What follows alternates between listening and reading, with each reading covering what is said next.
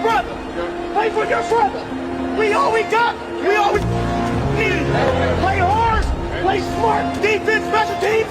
If it don't got a blue jersey on, play that.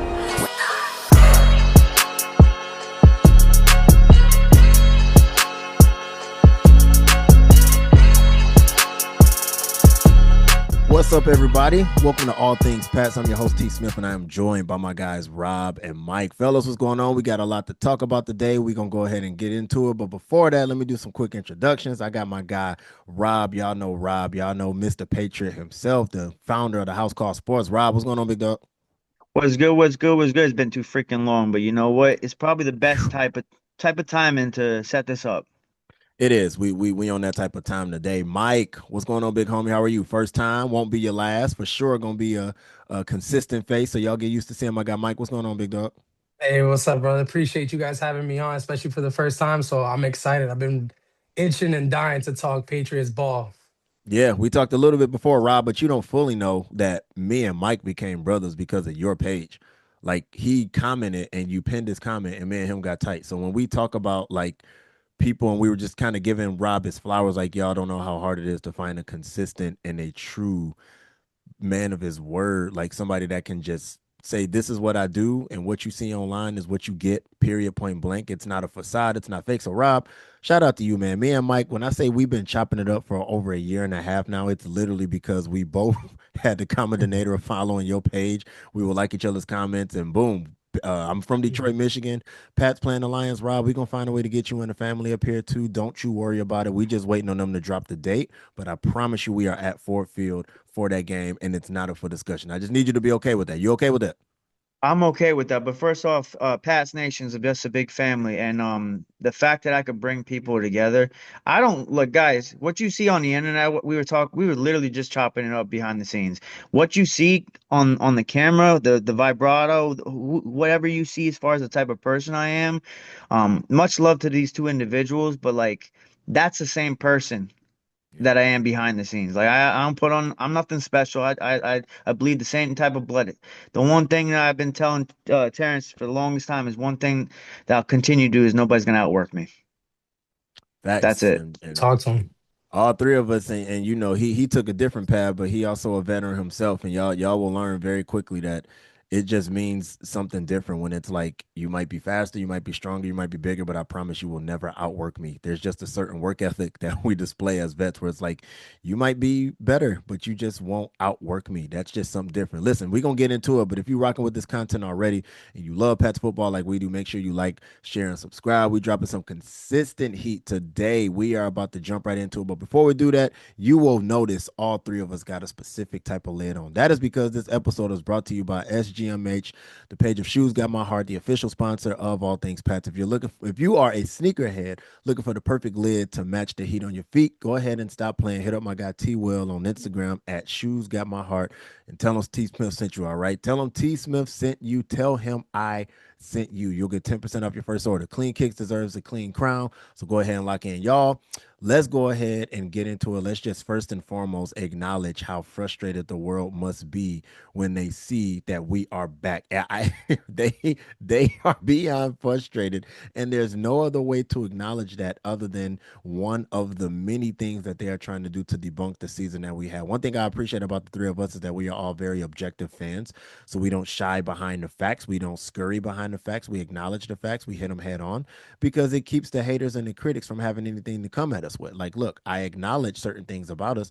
So let's go ahead and talk about the elephant in the room for most people, and that is the schedule. But once the playoffs started, I'll start with you, Mike. I feel that once the playoffs started, anything about the schedule was completely demystified and debunked because everybody you're playing, with the exception of the Panthers, have a winning record. And oh, by the way, we beat said Panthers by 30 points. So it didn't seem to matter who we were playing against. We were playing against a competitor. We were playing against a tough, gritty team, and we managed 3 straight times to handle our business. So, Mike, how you feeling as it relates to what everyone says about the schedules, and ultimately what you feel about the Pats as it relates to how great they were able to play regardless of how easy the schedule was? So I'll at least start off with something that most people probably aren't looking at. I think like heading in from last season with our 4-win team, having Mayo, having a brand new culture, new free agents, to me, from what I think, a really good draft class too so far. I think everyone is super like honed in on the fact that we've made it this far instead of looking at like, hey, we were projected not to make it this far. We were projected to be a bottom draft pick. We were projected a lot more far worse things. We were supposed to be butt, so to speak, right? And even us, most of us, like I think for me, I'll speak at least. I was more so looking for, can we build a culture? I was excited to see how Vrabel was going to be doing. I wanted to see how Drake May was going to improve, especially with how most quarterbacks, and if not all quarterbacks, always go through a sophomore slump, right? And for me, everything was honestly like flawless. I didn't, the schedule didn't bother me at all because at the end of the day, like everyone's saying it was an easy schedule. Like we were supposed to be another team's like W. I know because I watched everyone's content. I was making like I was noticing everyone speak about that. And I think now one thing that I noticed that at least that I wanted to debunk where we've gotten some W's on some key top defenses, and it's impressive, right? I think we both spoke about that. Three top five defenses, one, two, and then five, right? Most people weren't even paying attention that during the season, Falcons, Bucks for the most part, Panthers, Browns. Browns, thank you. Most of those teams all had defenses, like some strong defenses, right? Okay, cool. The quarterbacks weren't good. Doesn't really matter, right? I love that Drake May was able to develop and actually hone in and improve, right? Like, okay, cool. He didn't really play that good throughout these playoffs, but with the schedule, right? I think that prepared him. And to me, like, yeah, we did play some like easier teams, but again, like we were also not that type of team that, yeah, we made it far into the playoffs, but we weren't that team that was even supposed to get W's. You've heard me. I was going crazy when I saw that our win total was at 7. And I was itching. I was like, man, I want to do some irresponsible stuff and put like a heavy total. And then after that, we bumped up Yeah. to 8. I think it was that we were at minus 120 at 7. Then after Yep. that, it went to 140 at 7. And then after that, it bumped up to 8 wins. And I was still going crazy. And we went through the whole entire schedule. And like I know everyone's gonna keep focusing on the Oakland, the Raiders. I don't know why I said Oakland, but the Raiders and the Steelers losses, right? Where I want to at least point out two things. The Raiders loss, I can care less. We were fresh. It was the beginning of the season, first 3 games. I kind of do that little tax within the first 4 games where it's like, I don't really like to project anything yet until after that, after that fourth game. But then even the Steelers, like, hey, we lost that game fair and square, but I think 4 turnovers. I think 3 fumbles by our guy 5. Stevenson. 5. 5, yeah. 5. So it was one by me. I think it was who else fumbled? I know Ramondre fumbled about 3 times or so, but sorry that I'm not getting the stats right. But yeah, like that game, that was a us game. Yeah. Where I was proud of our defense, and I'm like, man, you know what? It is what it is. Like I think I'm happy with how our team is constructed, and I'm more proud of the fact that like we knew that our offense wasn't going to be as like good and dominating, but for Drake May to have an MVP season, right? Cool, whatever. Easy schedule, right? O-line is bottom of the barrel for the most part, still improving. Our wide receivers, I thought were underrated. Still not as good as they're supposed to. Remember, we were ranked 32nd. We were projected to be the 32nd worst receiving core in the league, and they look a little Say bit it better. louder. Yeah. We were projected the 30s. They were projected, and excuse me, they were the 32nd ranked receiving core, right? And that's the thing that kind of like baffles me because like I've also been noticing how Drake May's just being getting cooked, fried, and it's like, come on, man. Like I get it. You guys gonna keep pounding on this easy schedule stuff, but at the end of the day, you got to play who the heck is in front of you. And I got a hot take. If New England is having the said easy schedule, I'm just curious to know who is a good team. Like let's because we can really dissect it. I've been paying attention. That's something that I would love to get into, but that's one of my follow-up questions to anybody. yeah. Who is a good team? We'll for sure get into that. That's a very great question. But Rob, I'm gonna let you go ahead. What you got? I mean, yeah, no, go down the list. The Packers lost to the Browns. The Chargers lost to the Giants. And I could probably go on and on. The Bills lost to the Dolphins and the Falcons, which we waxed both of those teams. Rams versus Panthers, and they almost lost to the Panthers in the first round. If not for some fluky flag, correct. I don't know. That's ticky-tack play. Rams lost to 3 teams that the Pats have beaten, by the way. Yeah. At the end of the day, we were projected to have 8.5 wins at some point. This team was not supposed to do anything. I mean, Mike Vrabel put all the key factors out there, like what we were trying to do, make teams or beat teams that make basically crap all over themselves, make improvements. But as Patriots fans, what was our biggest thing? Improvement. That's all we wanted. We wanted to see hope. We want to see some type of silver lining. Nobody expected this. I mean, I had us at 10 wins. I'll be just as clear. Me And too. 10 and I've hit 7. on Yeah. I've hit on a lot of freaking my predictions, but I was not predicting anything close to this. But once we got closer to the playoffs, I did say we were going to make it to Super Bowl, but nobody was saying we were going Respect. to do this. Nobody said we were going to do this, and it's just the goalpost continues to keep moving further and further away. No matter what we say, like people say, "Oh, well, the Browns." Well, what did Josh Allen do against the Browns? I think he had 150 Correct. yards against the Browns Hmm. recently. Like, it's only it only works when it's the Patriots and whatever else. But when the Patriots, we weren't just okay. I would understand if we were in these games outside of the Atlanta Falcons game. None of these games that we're supposed to barely win or we're not supposed to be a good team, we were blowing teams out. Like the Panthers. Oh, Panthers were a playoff team, right? Beat them like nearly 30 points. The Mhm. Browns beat the brakes off them. This is that at that time, because now the line shifted because we put belt to ass against the Browns. We had won by like nearly 30 points. Drake May had one of his best games of his career against them. Three I'm TDs. I'm just really, for me, I'm tired of the narratives. People are saying that he's getting carried, and I get it, like Cam Newton, but like at some point we had to get here, and if you can't make it to the Super Bowl or even to the playoffs with Trent Dilfer, Cameron Noonan. You Yeah. you had to have some level of, you don't get in the MVP conversation. You don't set records like he does with a 72 completion percentage, one of the top 6 completion percentages ever, one of the best EPAs Mhm. ever. You don't do these things if it's just your schedule. If it was just our schedule, why is it that the Bills, who have a difference of what, 3 teams, why is it that they were struggling so much? Why is it that a second year quarterback, brand new head coach, brand new OC, brand new DC, brand new this, brand new that? I could go on a damn tangent about all the brand news. And yet Yeah. daddy came home. The landlord came in and collected the pay. It was time to pay. Mhm. The finger should not be pointed at the Patriots. The finger should be pointed at the Bills as to why you let a team. I said this. This is going to be the worst version of the Mike Vrabel Drake May led Patriots. Absolutely. Absolutely. And that's what Y'all should are. scare that's what should scare the entire league, Can not I can just I the curse? conference. Yeah. Can I curse? Y'all are Yeah. fucked. Y'all are fucked. $50 million and 12 draft picks. Y'all are fucked. Yeah.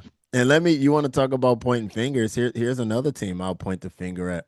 I'll give you guys, I'm sure you'll figure it out, but I'll give you guys $5 if you can guess what team's schedule I'm about to rattle off. All right. Here's their regular season: Niners, Steelers, Saints, Seahawks. Cardinals, Bucks. Yep. Jaguars lost to the Bucks, by the way. Oh, Jaguars, yes. We got on the right Texans, topic. I've been waiting for this one. Commanders, Cardinals, Titans, Vikings, Falcons, Colts, who they lost to, Phillip Rivers they beat by 2 points, Panthers, Niners again.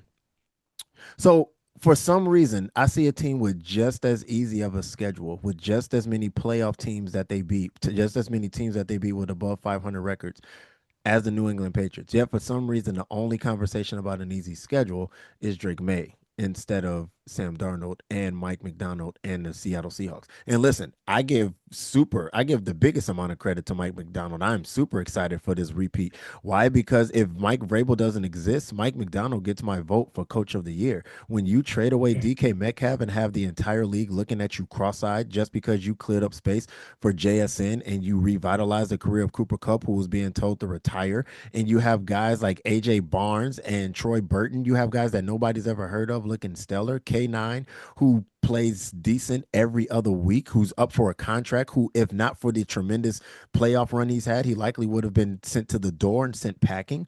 I would give him big respect, and I'm looking forward to it. But when I see a team that play teams like the Vikings and the Titans and the Cardinals twice and the Bucks and the Saints, and you don't say anything about their schedule, all you're telling me is that you're frustrated that since the past probably like 10 years or so, the AFC has only gone through Foxborough or Arrowhead.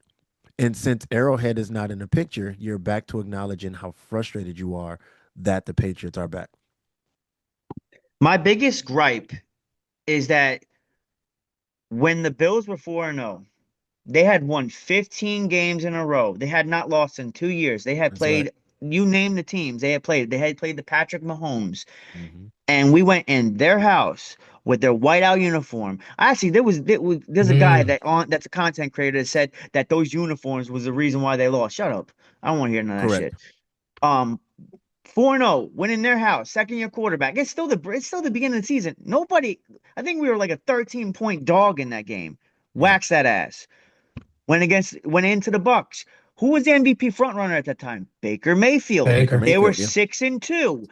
Wax that ass. So like Yep. the goalpost can continue to move further and further, but we have exceeded expectations. Even no matter what happens in this game, guess what? Patriots fans will be okay because we weren't supposed to be here in the first place. Correct. I was 100% okay with whatever the outcome of the AFC Championship was with a Bo Nix. With the Bo Nix. With the Bo Nix, if we lost to a Bo Nix, I was not about to sit here and cry and heap coal on myself being frustrated. I would have said there is no way, shape, or form this team with these expectations still made it this far. Not when Vegas predicted 7.5 to 8.5 wins when the line only spiked right before the season started. We're not stupid. So when you're telling a team that I don't care how easy your schedule is, we don't see you squeaking out 9 or more, that debunks the entire myth around an easy schedule. So because of that, we can go ahead and go into what I know Rob has been waiting to get into, the good old quarterback head coach tandem of Drake Maye and Mike Vrabel, because I don't think people understand that what they have done this year is not just iconic, but it's something that we thought would set the standard, but it's not something that I don't think can be replicated for quite some time. We saw glimpses of it before, right? We saw Dan Quinn in year one with Jaden Daniels make it to the NFC Championship. We saw D'Amico Ryans, what he did with CJ Stroud. We've been seeing these coaches with quarterbacks, right? That it's like, oh wow, look at what you're doing with the team that you have and with the quarterback that you have. But what we're seeing from Mike Vrabel and Drake Maye is complete and utter craziness. When you're already being mentioned in the same category as Dan Marino and Tom Brady and Peyton Manning for records that you're breaking, and you're only 23 years old, that should scare the living daylights out of this team, because for two reasons. One, the cap space that we have is beautiful because we don't have to pay our quarterback anytime soon. We don't have to pay Trey Henderson anytime soon. We don't have to pay Kyle Williams anytime soon. Diggs already got his bag. The contract was backloaded. So we have all of these guys where we don't have to worry about paying them. So the money that we have, we can still go out and make a big splash and get another high level impact player, be it free agency, in the draft, whatever it looks like. We have the wiggle room. So now I'm gonna start with you, Rob. When you see Drake Maye and Vrabel together, like, what has surprised you the most from what you're seeing from our quarterback and our head coach? First of all, peep the hat. You know, you see it. You That see hat what is fire. so That hat is fire. one of the biggest things is, I mean, I thought they were going to be great together, just not this quickly. Like I thought there was going to be some growing pains, and it's just pretty special, man. Like just it, like everybody said that like Mike Vrabel was a good head coach, but I think he's a great head coach because this is the same guy that was able to bring Ryan Tannehill to an AFC championship, and he never really had a quarterback. So I just knew that that tandem of him and Mike Vrabel would be just great. Obviously, adding Josh McDaniels is just that cherry on top of the ice cream. But what they have done so far, man, it's just incredible. It could have been a lot worse. I mean, I got a quote right here by Gerard Mayo that kind of rubbed me the wrong way. Once those guys cross the sideline, there's nothing I can do for them. This is a stark difference in terms of how a coach carries himself. This guy is inside the hallways, embracing his win, lose, or draw. It doesn't matter. He's in there Mhm. embracing his team. I mean, Drake May's making mistakes. He's going in and he's not giving him tough love. He's just telling him, pick your head up. Well, it'd be Will Campbell. I know this is kind of going a little bit astray from that. Will Campbell, he's getting his belt to ass all playoffs. He goes up to him, lift your chin up. Basically, next game, I mean, I could go down the list of what his stats were. He didn't give up a sack against Nick Benito. He was putting BTA against them. He had no stats. Yeah. Exactly. So what he has done, what the tandem of those two, this should really scare people because, like I said, this is really scratching the surface of the capabilities of this team. Y'all better hope somehow Josh McDaniels gets a head coaching job because it's only going to get worse for everybody else. Agree, Mike. What you got? So I want to actually go back a little bit, right? Because I'll be honest, and you and me, we've spoke about it when last year, right? Before we got Drake May and we got Gerard Mayo, right? I was one of the biggest advocates. I said, "Hey, I want Mayo. I want Mayo. I want that old school guy. I wanted that person that played for the Patriots. I wanted that person that can be a player's coach and really rally the troops and actually like bring that old school culture of what Bill Belichick brought in when he was a player, right? Fast forward, Mayo gets fired. I was completely wrong. And even at the time, right?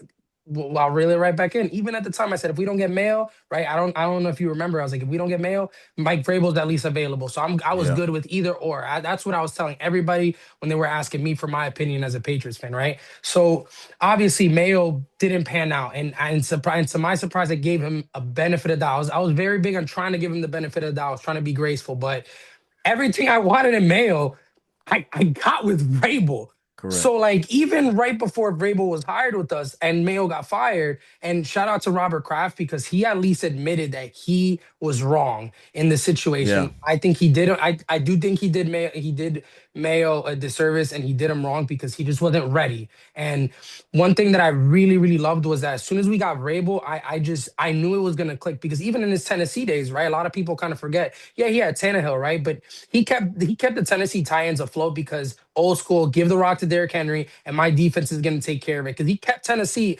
always consistent, especially on defense, especially when they were losing players. I've paid attention to those Bro, Tennessee rosters. They were constantly always losing players. I think there was like two playoff pushes. Be it, yeah, he's never gotten far. I think he never got to the conference or he's He lost in the got to the conference AFC Championship.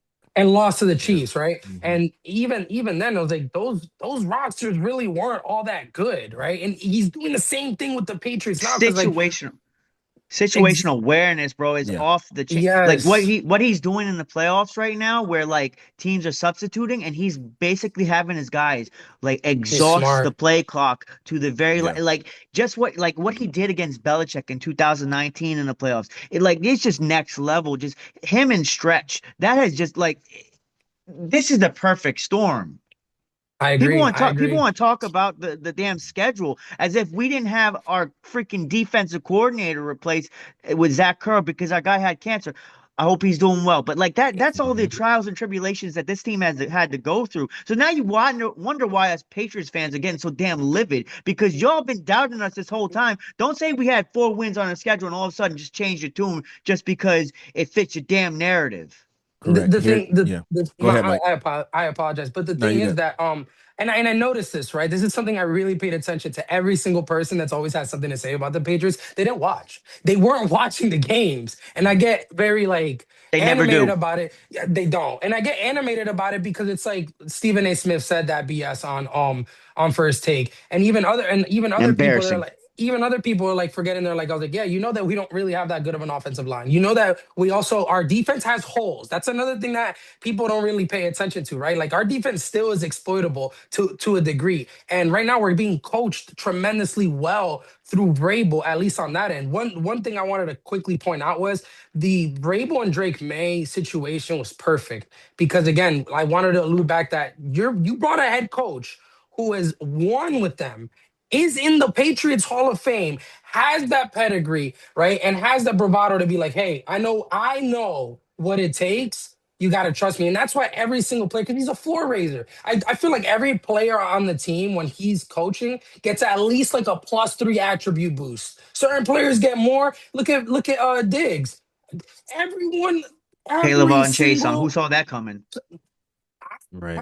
I thought I didn't even think he was going to be that good, to be honest. And I thought even throughout the regular season, he wasn't even that good of a pass rusher to begin with. But then towards the end of the season, he kind of stepped it up, especially when guys started to get a little bit hurt and he started Hmm. getting his opportunity more. But man, I think getting Josh McDaniels, and I don't even think he's going to be a head coach at all. I don't No. even think he wants to be.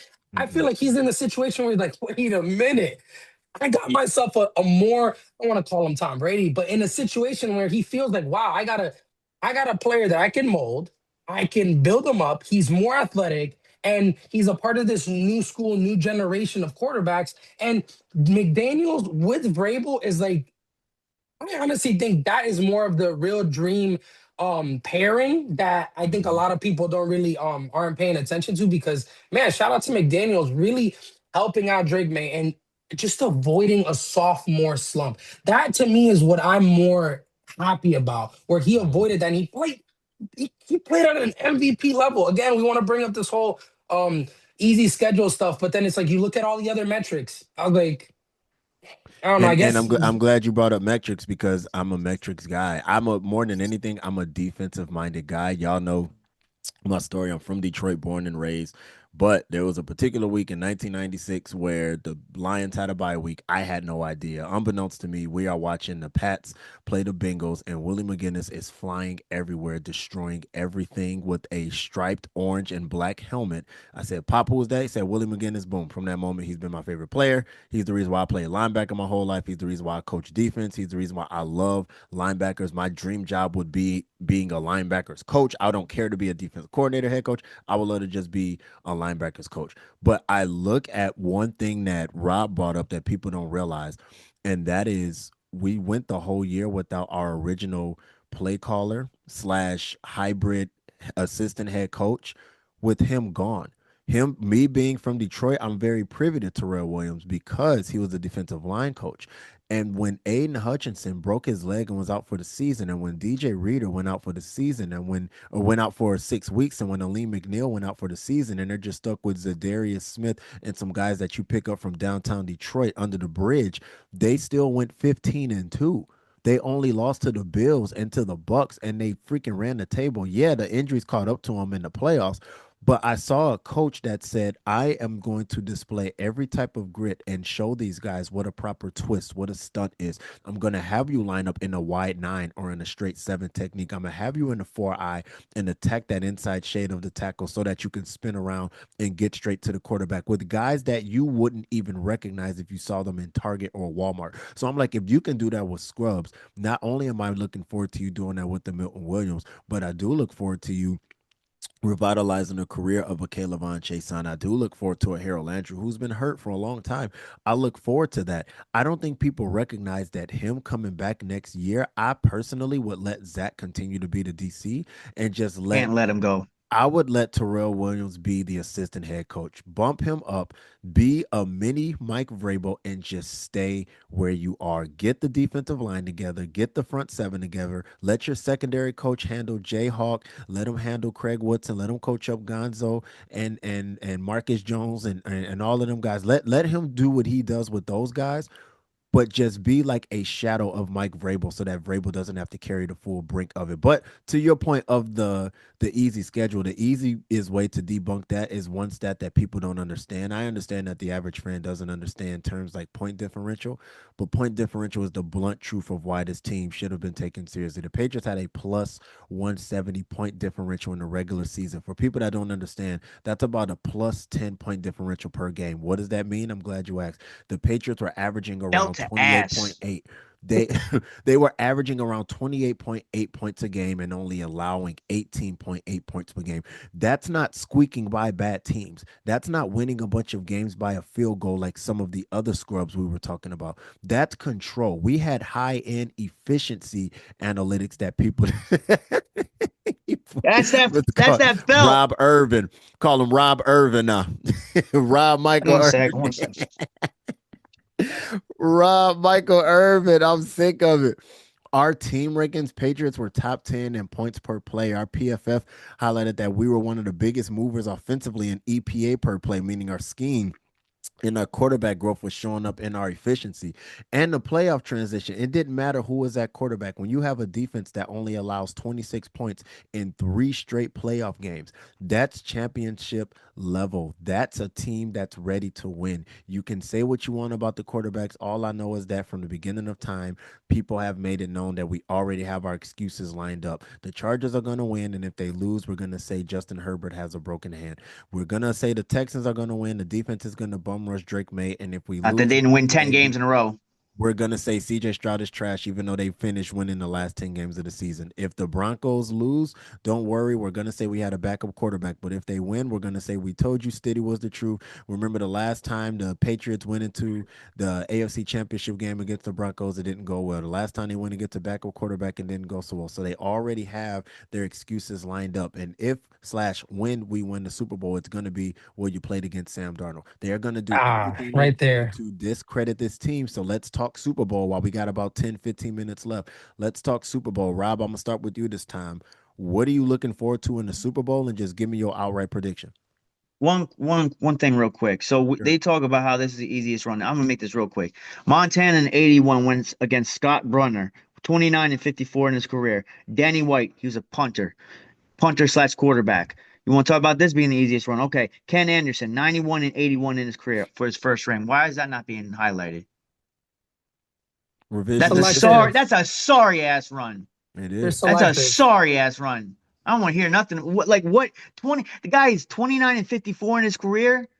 You go against a quarterback punter. This guy has punter in his title as well.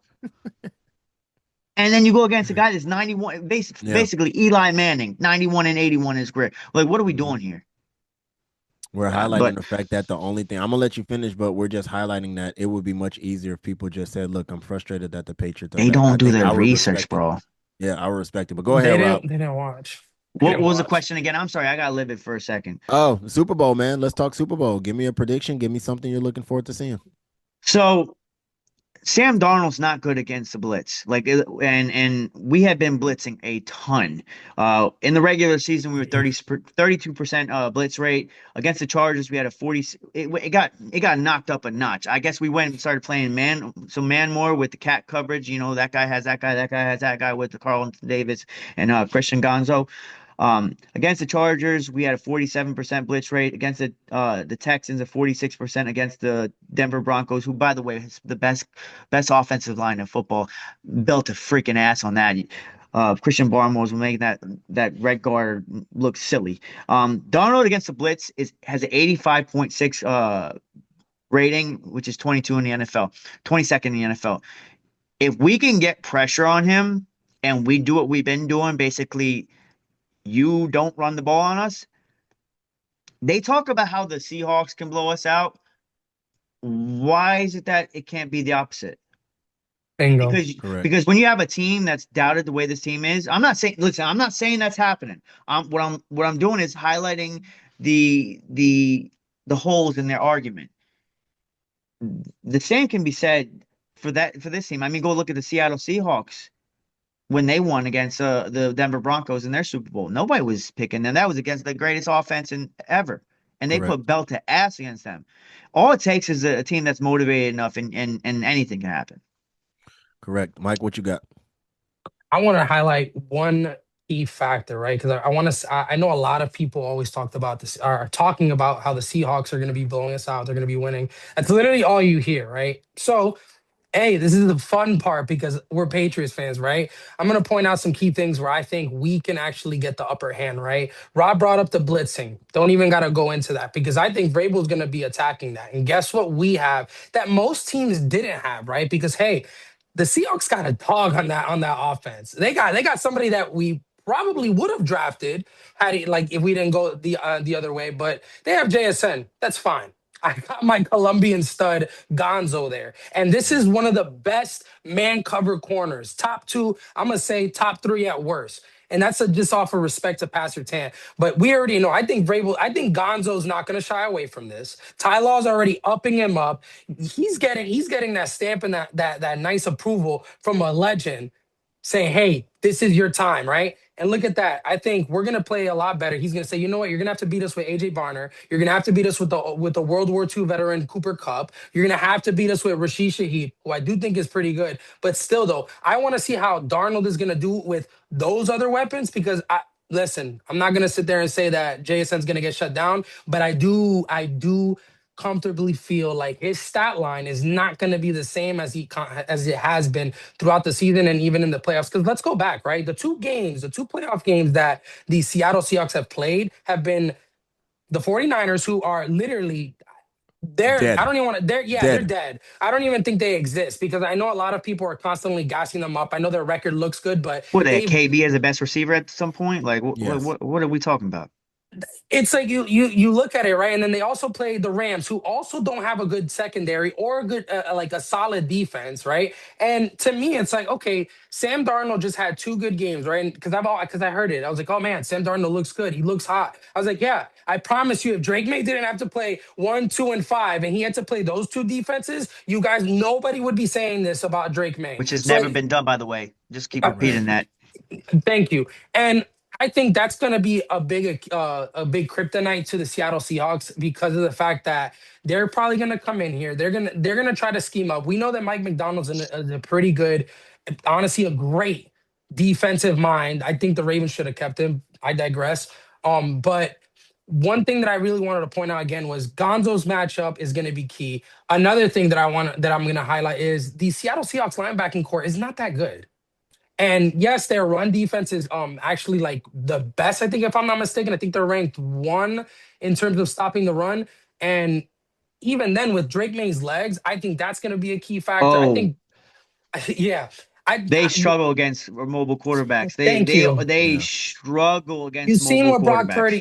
I've already seen what Brock Purdy has done within the past 2 games that they've played. And Brock's not even a mobile guy. They're probably gonna. Stafford isn't that mobile, but a lot of the big key matchups that I think where everyone is hyping up this defense, right? And I do. They're a good defense. Again, that's a team where I can give them their flowers, right? But linebacking core is going to be a big weak point. I really love the Gonzo and JSN matchup. And another big thing that I actually think that is underrated is our wide receivers can finally breathe a little bit. Yes, Tariq Mhm. Woolen is a good is a really great corner, but their other guys aren't that solid or that well. I think Kayshawn and Diggs are probably going to be playing a lot better. One other key factor that I think this is kind of my bold prediction: we're finally going to get our boy Hunter Henry to actually start making more plays again. The They're not Houston good against Texans tight ends. the Yeah. Houston Texans and the Denver Broncos are actually one of the best defenses when it comes to actually guarding the tight end. And now you're telling me Drake May's safety valve, who's very underrated in Hunter Henry. And hey, shout out Austin Hooper. He's gonna come in. The vet's gonna actually make a couple plays. I think we're gonna get some more play. We're gonna get some more plays from our weapons. And shout out to the fact that I think Ramondre's also gonna have another good game because now he can actually start They're Mhm. getting pretty good against the run. against the run, sure, but I'm talking about on the catching the ball in the backfield. We've Oh, seen what Ramondre's been doing. They're gonna shut. They're Yeah. probably gonna do a good job at shutting him down with stopping the run. But me, nah, I'm looking at the pass game. We're finally gonna get Drake May to actually throw the ball more efficiently and a lot better off of the past 2 games that he's had with that battle tested mindset. real Let me tell you quick. this. Oh, go ahead. Go ahead. I'm sorry. So you bring up Gonzo when without even and people have been like on his ass. Carlton Davis has silently and quietly have had an incredible postseason run. He has given 15 targets, 6 catches allowed, 40 yards, 0 touchdowns, 2 interceptions, 8.3 passer rating against, negative 16.2 opponent EPA. And if you were to throw the football into the ground, you would have a better passer rating against Gonzo and 39. and Mhm. Carlton Yep. Davis. Yeah.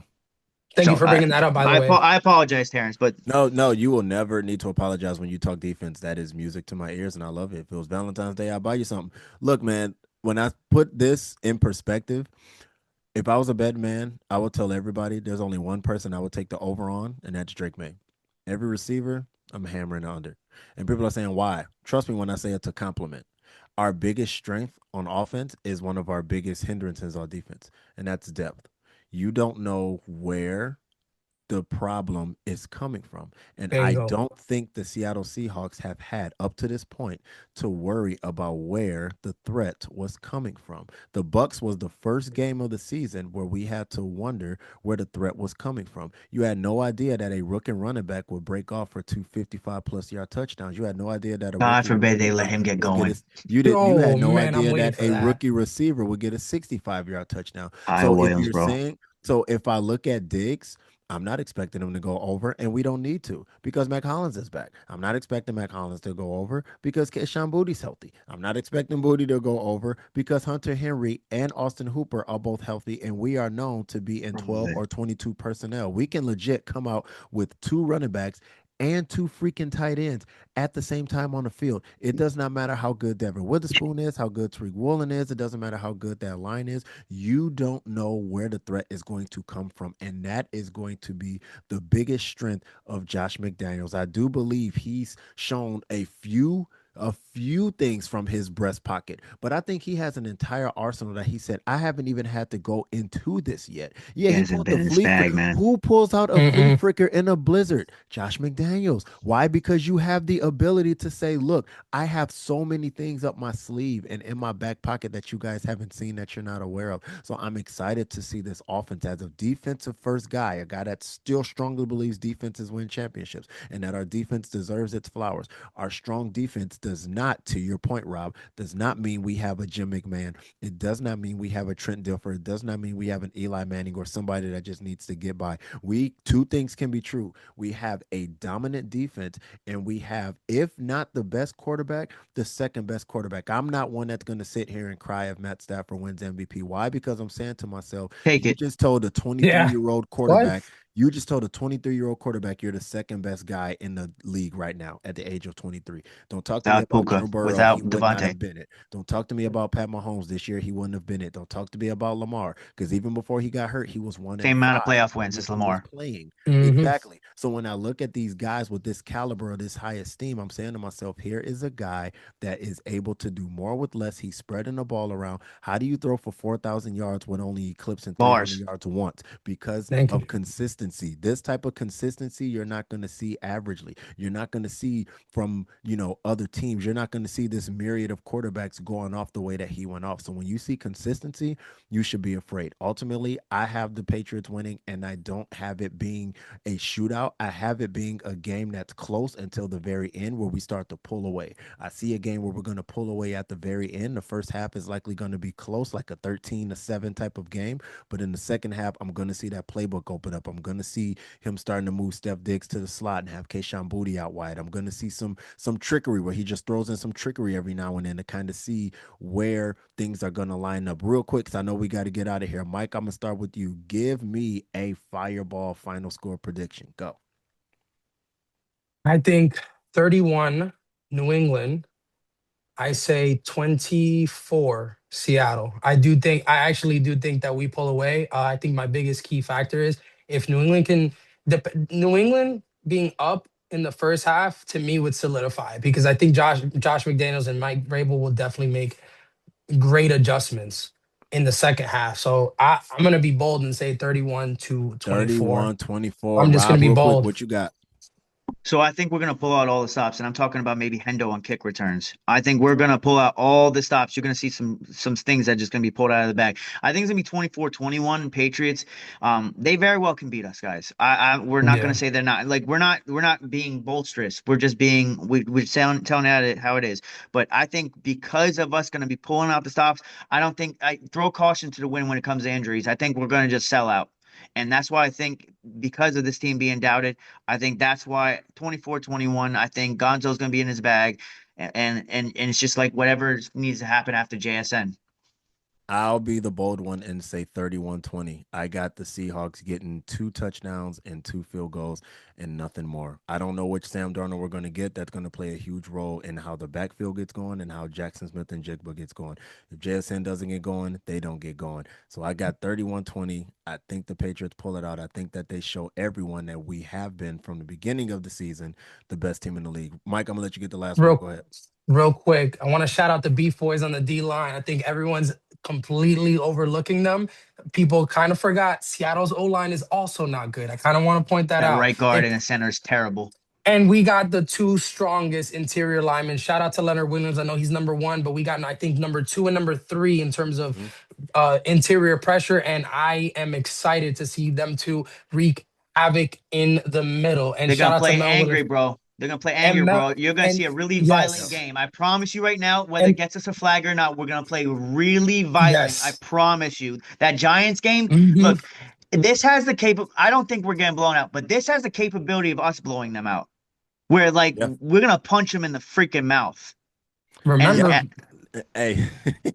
I love No it. I love. love it. Thank y'all so very much. I do gotta pop up out of here, but y'all, I'm gonna text y'all so y'all keep y'all phones near y'all because we gotta get one more in. Y'all, thank y'all so much for listening. If you like this content, please like, rate, review, subscribe. It's gonna be a great day. It's gonna be a great week leading up to the Super Bowl. I'm T Smith. I was joined by Mike and Rob. We'll see y'all at the Super Bowl, baby. Let's go.